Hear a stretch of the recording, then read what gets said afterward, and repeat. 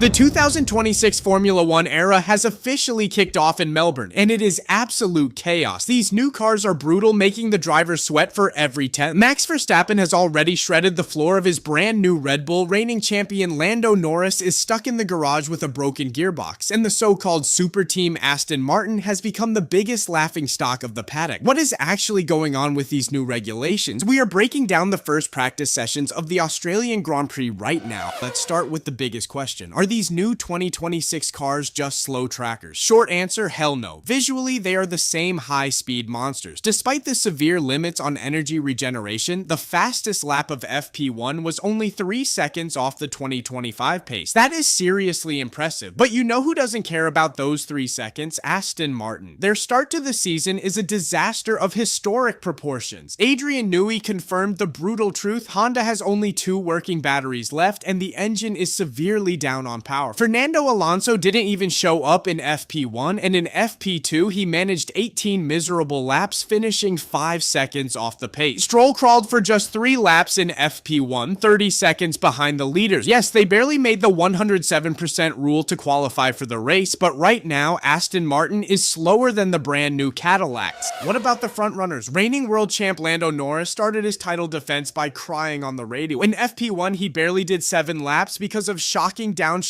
and a broken clutch. Zach Brown confirmed the failure. As a result, Lando finished FP2 a full second behind his teammate. Meanwhile, Oscar Piastri is absolutely flying on his home track. Despite a temporary loss of power early on, he set the fastest time of the day, 1 minute 19.729, becoming one of only 2 drivers to dip below 80 seconds. And the other driver, Kimi Antonelli in the Mercedes. Do not let their FP1 times fool you. Mercedes and their customer teams were completely sandbagging. It might not be the easy walkover people predicted from testing, but Antonelli and Russell looked incredibly potent in FP2. They head into Saturday looking like the most stable team on the grid. Did you think Red Bull's first in-house engine would immediately blow up? Think again. Their brand new power unit is running fantastic. But the drama came from the driver. Max Verstappen was pushing the limits so aggressively that he went careering off into the gravel at turn 10. He avoided the wall, but he absolutely shredded the carbon floor of his RB22. Chief engineer Paul Monaghan admitted it was a heavy hit that will keep the team busy all night. Yet even with a damaged car, Max still posted the 6th fastest time. And what about Ferrari? They started this new era with a 1-2 finish in the first practice. Lewis Hamilton is looking like a completely different beast in 2026, even beating Leclerc by the end of the day, though Charles had a messy flying lap. Make no mistake, Ferrari is in the fight for the win.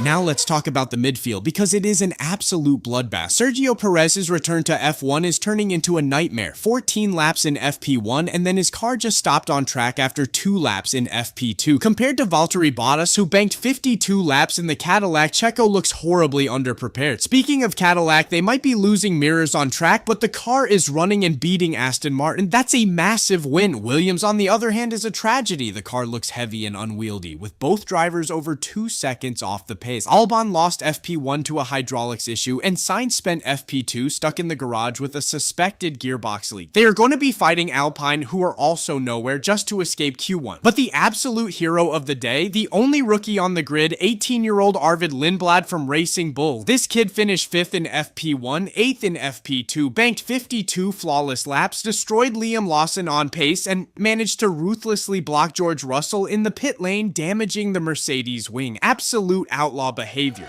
The 2026 Formula 1 season is the Wild West. The new engines dictate everything, old legends are breaking down, and the rookies have zero fear. Do you think Red Bull's mechanics can rebuild Max's floor before qualifying? And will Alonso even be able to race tomorrow? Drop your brutal predictions in the comments below, hit that subscribe button so you don't miss our qualifying breakdown, and I'll see you in the paddock.